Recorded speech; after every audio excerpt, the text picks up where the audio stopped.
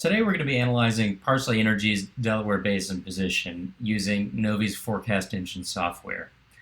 We had taken a look at the deal back when it was made at the end of 2019, but obviously that was in a kind of very different price regime and operating context than what we find ourselves in today.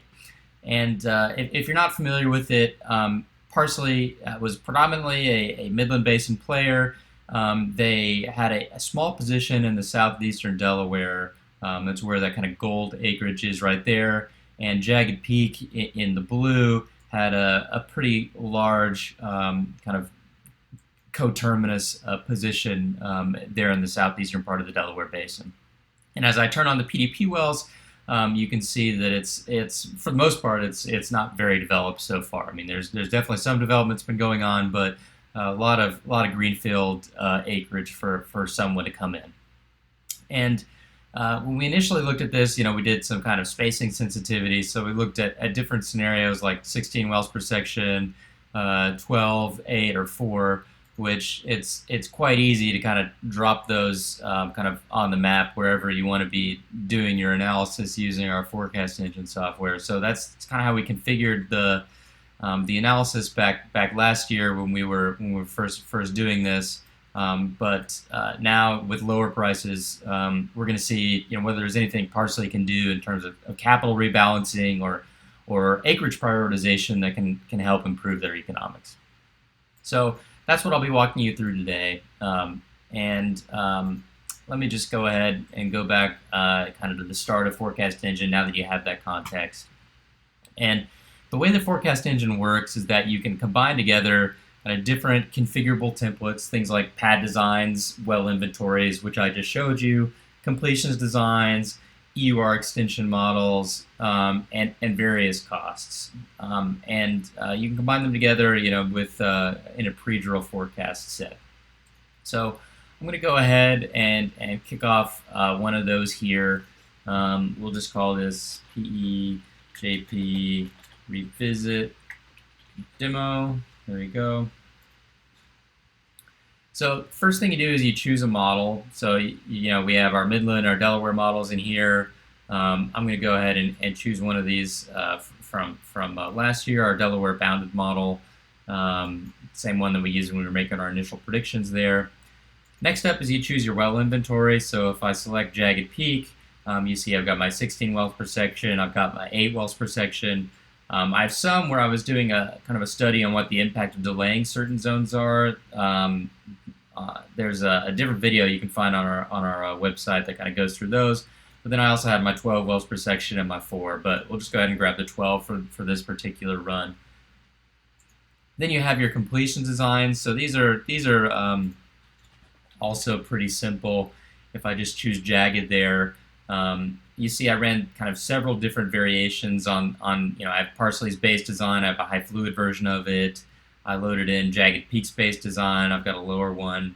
And the way each of these works on an individual level is you define just kind of the basic components like the stage length, the clusters per stage, the proppant per foot, the fluid per foot, and then whatever your costs are.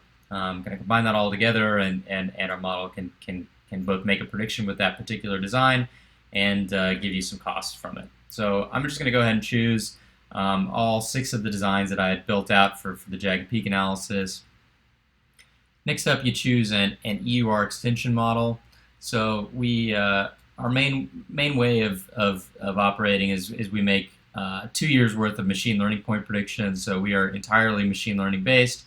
2 years gives you a good balance between having enough data to actually make a prediction and enough data to get the shape of the curve. So we're working on extending that out. I think probably we go into 3 years here very shortly, but for now that's where we have it. And you can change kind of the minimum, the maximum B factors that the algorithm fits a hyperbolic to those point predictions and takes it out to EUR.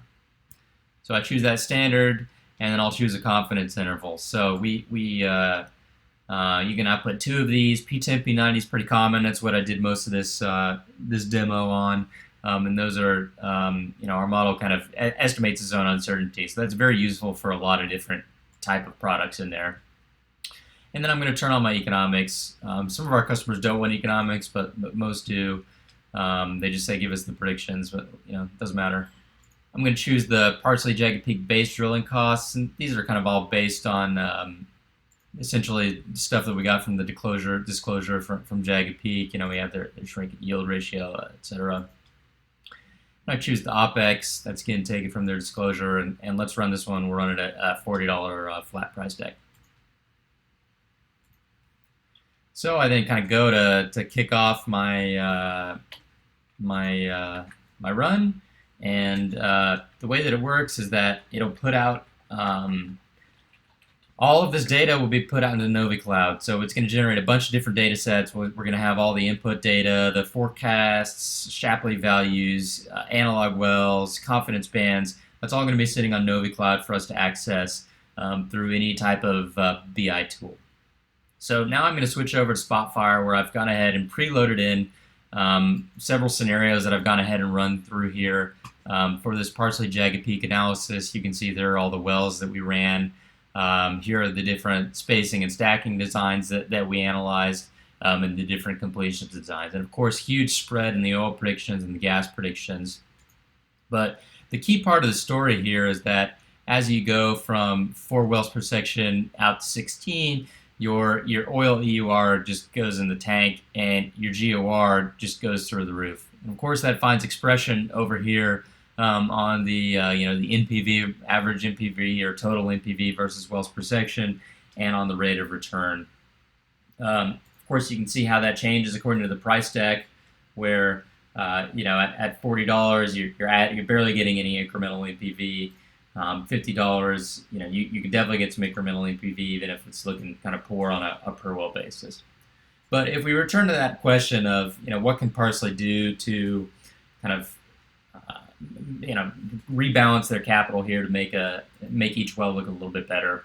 Let me just go ahead here. I'm at $50 a barrel price deck. I have the average well rate of return, average well NPV here on these two panels for different spacing designs. And I've got small design there, the 1,500 pounds per foot, and then I have a large design out there, 2,400 pounds per foot. And you can see for both IRR and NPV, of course, you see a nice kind of tail off as you go from 4 out to 16 wells per section, which isn't really a surprise. But the drop that you see there at $50 versus at 30 is quite a bit different. So you really, once you burden in corporate overhead and any acquisition costs, these kind of really tight developments, especially for a big design, aren't going to be making any money at $30. At 40, it's not too bad, but there's still tremendous per well NPV increase that you're going to get going from that 2,400 down to the 1,500 pounds per foot. That's almost $3 million a well, which obviously a huge increase in return. So as far as rebalancing goes, to kind of adapt to the low price environment, definitely going for smaller designs at wider spacing is a great way to do that. So let's next take a quick look at uncertainty. So we output out the P10 and the P90, and we can use that P10 as kind of a measure of how bad could it get. So P10 low production in at least the way that we're using it. So green here would be it's a high P10, aka the model has some confidence it's gonna hit that number. Red is a really low confidence. So you see some of these here, we're looking at 90-day cubes, since that's kind of the next quarter, which is the most important. For the P5s, some of these only less than a barrel per foot or less than a quarter barrel per foot P10 production. So that would be kind of disastrous for a 90-day cube for whatever your quarterly forecasts are. We don't want to be telling the street if I put a 5-well pad on that it came in at my P5 P5 for that P10. So what you can see here is that this kind of central Whiskey River area for both Bone Springs and Wolfcamp A Lower has a lot higher P10 production than any of the other kind of surrounding development areas, which isn't really a surprise. But so if I'm Parsley Energy, definitely going back to this central development area, our models are saying that you should have higher kind of confidence that you're going to have good production there as compared to some of these step outs. So that's just a small flavor, but hope you enjoyed it, and let us know if you have any questions.